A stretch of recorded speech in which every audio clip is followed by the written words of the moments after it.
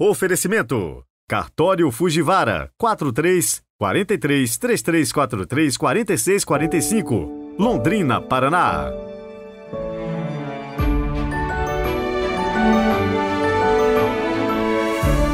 Louvado seja nosso Senhor Jesus Cristo, para sempre seja louvado. Hoje é sexta-feira, 6 de janeiro de 2023. Bem-vindos. Espero que você esteja bem, que o ano tenha começado bem para você. Deus está sempre conosco e nos ajuda a superar os desafios de todos os dias. Ele mesmo vai nos direcionando na vida. Confiantes, rezemos.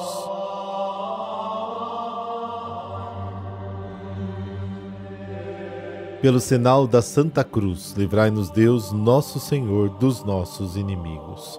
Ó Deus, sede a luz dos vossos fiéis e abrasai seus corações com o esplendor da vossa glória, para reconhecerem sempre o Salvador e a Ele aderirem totalmente. Amém.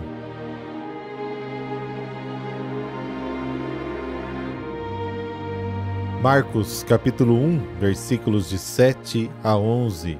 O Senhor esteja convosco, Ele está no meio de nós. Proclamação do Evangelho de Jesus Cristo segundo Marcos. Glória a vós, Senhor. Naquele tempo, João pregava dizendo: Depois de mim virá alguém mais forte do que eu. Eu nem sou digno de me abaixar para desamarrar suas sandálias. Eu vos batizei com água, mas ele vos batizará com o Espírito Santo. Naqueles dias, Jesus veio de Nazaré da Galileia e foi batizado por João no Rio Jordão. E logo ao sair da água, viu o céu se abrindo e o Espírito como pomba descer sobre ele. E do céu veio uma voz: Tu és o meu Filho amado, em ti ponho o meu bem-querer. Palavra da salvação, glória a vós, Senhor.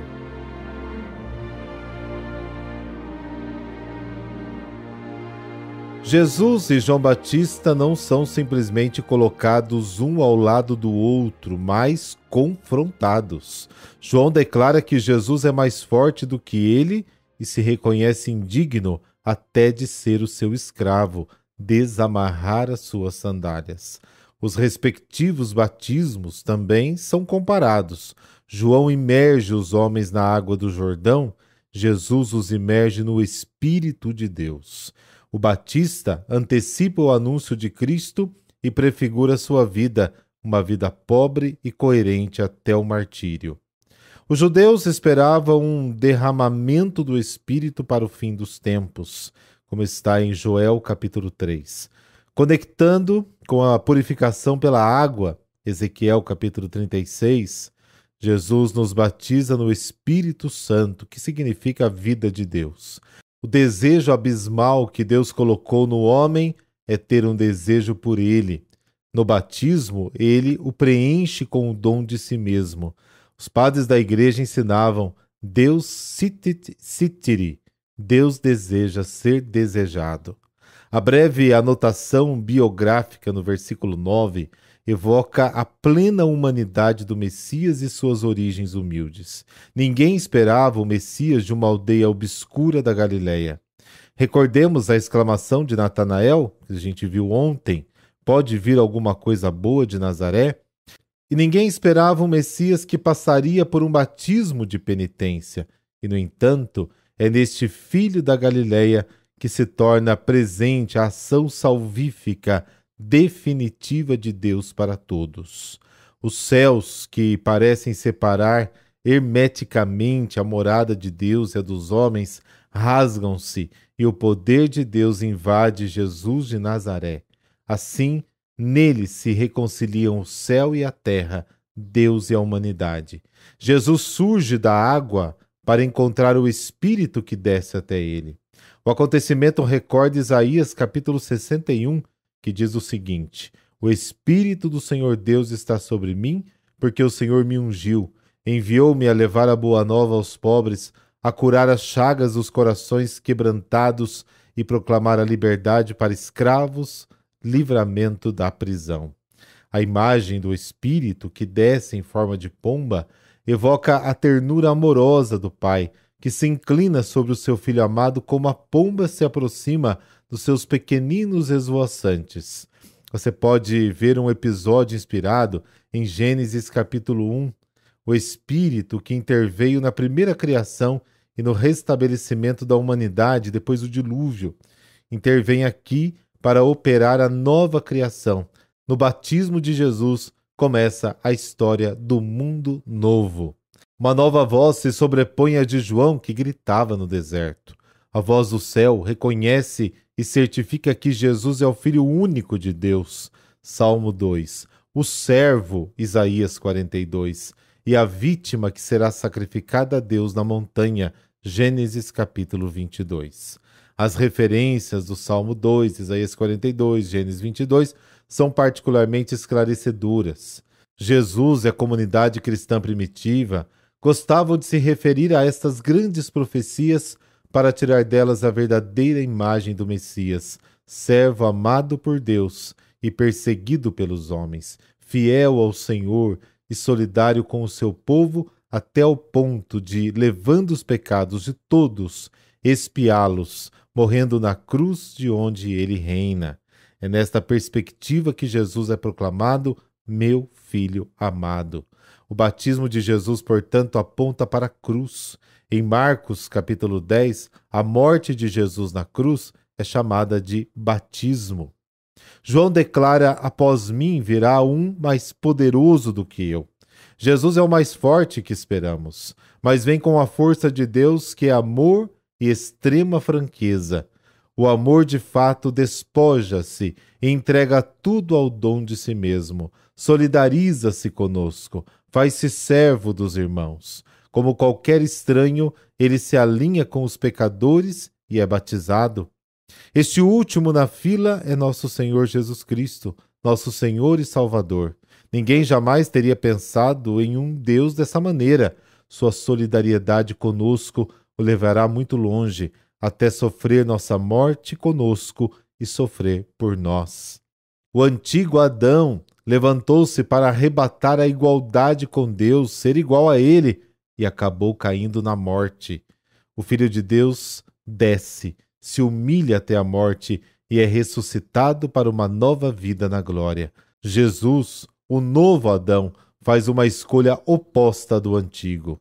A contemplação de Jesus na fila dos pecadores corrige em nós a falsa imagem de um Deus onipotente, juiz terrível, e nos apresenta a força, a onipotência de um amor que se despoja de tudo e se faz servo, trazendo sobre si o mal do mundo. O encontro com ele acontece onde pensamos que está mais ausente, no nosso pecado, na nossa fraqueza. Se o seu poder nos criou, sua impotência nos salvou. Criou-nos com as suas mãos livres e laboriosas, salvou-nos com as suas mãos cravadas na cruz, numa atitude de extrema impotência e inatividade. O verdadeiro batismo de Jesus é sua morte na cruz. Só então, e não antes, o centurião, pela primeira vez na terra, proclamará a mesma palavra que o Pai soa no céu.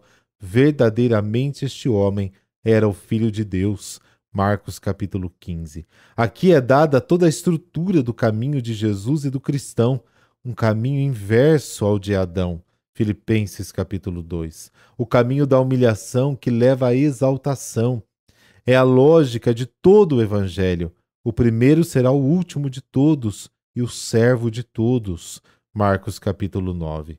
Jesus encontrará a morte entre dois criminosos, mas já no início de sua vida pública se alinha com os pecadores.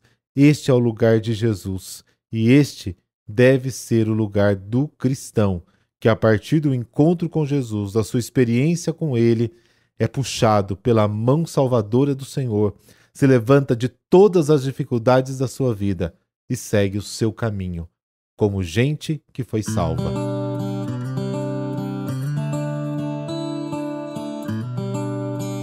Hoje a igreja celebra São Carlo de Zezze. Giancarlo Marchione nasceu em Zezze Romano, na região de Lácio, Itália, em outubro de 1613. Sua avó materna lhe ensinou práticas devotas e outros valores religiosos na infância. Algumas fontes indicam que seus pais eram ricos, outros que eram pobres, mas de toda forma moravam no campo e ele trabalhava na fazenda. Seus familiares tinham outros planos para Carlo, pois queriam que ele estudasse e fizesse carreira. Conta-se que pássaros espantaram os bois que ele dirigia no arado e o gado precipitou-se contra ele, havendo grave risco de morte. Percebendo que corria o risco de morrer, Carlo fez uma promessa a Deus: se fosse salvo, iria se tornar religioso. Poupado milagrosamente, fez-se frade franciscano menor em 1635 aos 22 anos, no convento de São Francesco em Nazzano, assumindo o nome de Carlo. Apesar da insistência familiar, não quis ser ordenado sacerdote. Viveu em vários conventos, servindo como hortelão, cozinheiro, jardineiro, carregador, sacristão, porteiro, socorrendo doentes e moribundos em suas casas. Atuou também como esmoler. Sabe o que é isso? Pedir esmolas, como mendigo, pelo amor de Cristo. Aproveitava essas ocasiões para também evangelizar. Contudo, a graça de Deus deu a Carlo o dom de ouvir e aconselhar as pessoas. A ele, encarregado dos serviços mais humildes, padres, leigos, religiosos e religiosas procuravam ele para a orientação. Com muita frequência era enviado para outras cidades para aconselhar bispos e até cardeais. O Papa Clemente IX diretamente lhe pediu para verificar a fama de pureza de uma madre na cidade de Perúdia.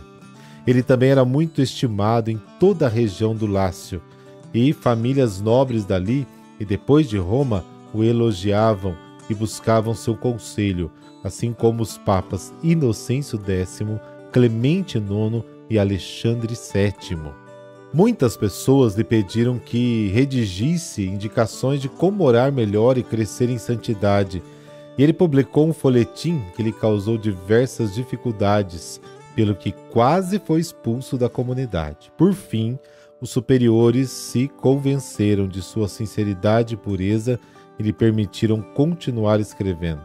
Sua autobiografia originou o livro As Grandezas das Misericórdias de Deus. Apesar da pouca instrução, escrevia profundas páginas espirituais, com gramática fraca, porém suficiente. Como escritor sem letras, como se chamava, publicou várias obras, entre elas As Três Vias, os discursos sobre a vida de Jesus, a conversa de Jesus Cristo sobre a vida, enfim. Em outubro de 1648, enquanto orava na igreja de San Giuseppe a Capulecase, o seu coração foi transpassado por um dardo de luz vindo da Sagrada Hóstia, marcando com uma chaga. Deus concedeu-lhe outros dons extraordinários, visões do Papa Vítor e Santa Teresa d'Ávila, revelações, as eleições papais de Inocêncio X, Alexandre VII, Clemente IX, por exemplo, conhecimento das verdades teológicas e ascéticas e um amor ardente. No dia 22 de agosto de 1664, doente, foi levado para São Francisco de Ripa para se recuperar.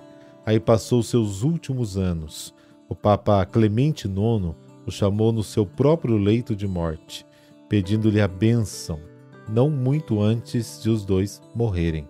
Faleceu no dia 6 de janeiro de 1670, no convento de São Francisco, em Roma. Descobriu-se então no seu peito uma marca, considerada sobrenatural por uma comissão médica. Tratava-se do raio de luz que o havia atingido em 1648, durante êxtase profundo em Deus. Senhor Deus Todo-Poderoso, por vossa infinita misericórdia e pela intercessão de São Carlo de Sezze, dai-nos a graça da verdadeira e salvadora humildade, para que nunca nos esqueçamos de que para vos seguir basta e só importa o amor de caridade que serve ao próximo em qualquer atividade e circunstância. Amém. Abençoe-vos o Deus Todo-Poderoso, Pai, Filho, Espírito Santo. Amém. Desejo para você um bom final de semana e muita, mas muita luz para o seu dia.